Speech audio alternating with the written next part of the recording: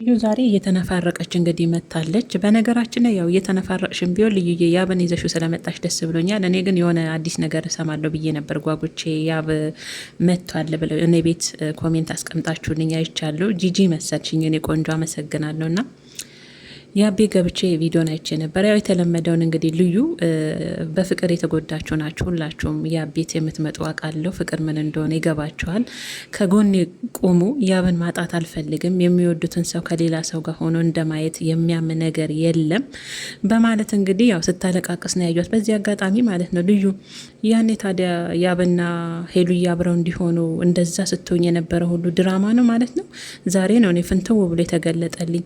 ድራማ ስትሰሪ ነበረ ማለት ነው። ምክንያቱም እየወደድሽው የሌላ ሰው እንዲሆን ያ ሁሉ ድርጊት ስታረግ የነበረው ውሸት እንደሆነ ዛሬ ፈንተው ብሎ ነው የታየ። የእውነቴን ነው የምላችሁ ቤተሰቦች፣ ከንግግሯ የተረዳሁት ማለት ነው። ምክንያቱም ስትናገር የሰማሁት ያብን በጣም ነው ማፈቅረው፣ በጣም ነው መወደው። የመወደው ሰው ደግሞ የሌላ ሰው ሆኖ ማየት በጣም ነው የሚያመኝ።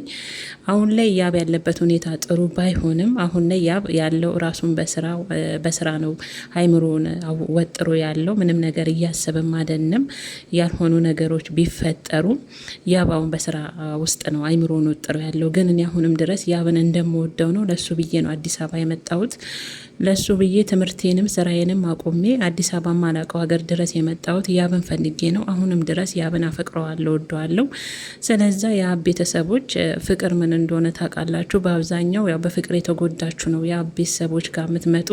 ከአጠገቤ እንደምትቆሙ ተስፋ አደርጋለሁ፣ ጠርቼዋለሁ በማለት እንግዲህ ነበረ። ያብ ግን ያው እንደምታውቁት ሲጠፈጥፋት ነበረ። በዚህን ሰዓት እንዴት ትጠይቅኛለሽ? ያው አሁን ላይ ምንም ነገር ነኝ እንደሌለ ነው ሲናገር የሰማሁት። ስራ አሁን ላይ በስራ አይምሮን ወጥሮ እንዳለና እንደዚህ አይነት ነገር ማሰብ እንደማይፈልግና ጊዜው ቢሆን እንኳን ጊዜው እንዳልሆነ ልዩን ያው ሲናገራ ሲጮውባት ያው ሄሉዬ እንደሚያደርጋት እሷንም እየወረወረ እየመታት እሷም ስታለቃቀስ እወዳለሁ፣ አንተን ማጣት አልፈልግም፣ አብሬህ ንሁን፣ ከጎን ንሁን ነው የእሷ ጥያቄ። ይሄን ነው፣ ሌላ ምንም አዲስ ነገር የለውም ቤተሰቦች። እና እኔ በነገራችን ላይ ጓጉቼ ያቤት የገባሁት እኔ ቤት ያስቀመጥሽን ኮሜንት አይቼ ያመቷል ስትኝ የሆነ ስለ ሄሉ አዲስ ነገር ይኖራል ብዬ ነበር። ግን ያው ልዩ እንደተለመደ ያው ያብን ፍቅሬን ተቀበለኝ እወዳለሁ ያንተ ልሁን የኔውን ጥያቄ ላይ ናት እንግዲህ እያለቃቀሰች ያየዋት። እና ካጠገቤ ቆሙ። በፍቅር የተጎዳችሁ ታውቁታላችሁ። እና ቤተሰቦች በነገራችን ላይ እንዴት አድርጌ ቪዲዮ እየሰራ ወደ እናንተ እንደማደርስ ብትረዱኝ፣ እግዚአብሔርን ማናችሁም ላይክ ሳታደርጉኝ አታልፉም ነበር።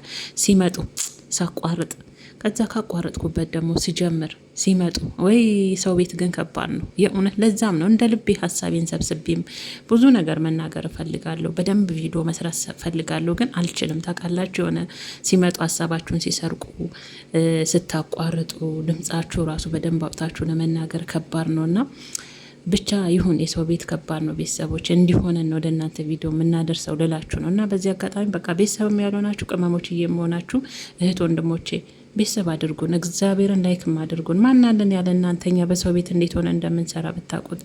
እና ዛሬ እንግዲህ ወደ ራሴ ለቅሶ ገባውባችሁ አይደል? ሮሮ እንግዲህ ልዩ የመጣችሁ ስለ ራሷ ነው። በቃ ያ ፍቅሬን ተቀበለኝ ያብ ያለበትን ሁኔታ ለማሳወቅ፣ ያብም ደግሞ አሁን ላይ ስራው ላይ አይምሮን ውጥሮ እንዳለና ከምንም ነገር ርቆ እንዳለ ለማሳወቅ ነው የመጣው። ሌላ ምንም አዲስ ነገር የለም። እኔማ ያው በጣም በጉጉት መጠብቀው የሄሉን የሆነ አዲስ ነገር ይኖራል ብዬ አስቤ ነበር። ምንም አዲስ ነገር የለውም ቤተሰቦች። ሄሉን ያው እንደተለመደው ሊያዞንባ የልዩ አዞንም ባይዛን የመጣችሁ ካጠገቢ ሆኑ፣ ካጠገቢ እንደምትቆሙ ተስፋ አደርጋለሁ። ብዙም ብትሉኝም ያ ቤተሰቦች አልቀየማችሁም። በፍቅር የተጎዳችሁ ናችሁ በብዛት ከኔ ጎን እንደምትቆሙ። በነገራችን ላይ አንቆምም፣ ልዩ አንቆምም። እኔ መቆም ካለብኝ ራሱ ሽንጤን ገትር የምቆመው ለሄሉ ብቻ ነው። ጌታን ቤተሰቦች በጣም የተጎዳች ምስኪን ሄሉ የኔ ውድ ለፍቅር ጥግ ድረስ ዋጋ መትከፈል ልጅ ከቆምኩ እኔ ለሄሉ ብቻ ነው።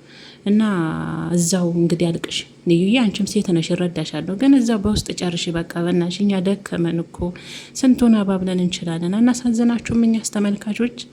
በቃ እኛውን የመጨረሻ የምንጠብቀው ሄሉዬን ነው በጉጉት ማለት ነው ቤተሰቦች። እና ለማንኛውም ይሄ ልዩ እንግዲህ ለቅሶ ነው ዛሬ።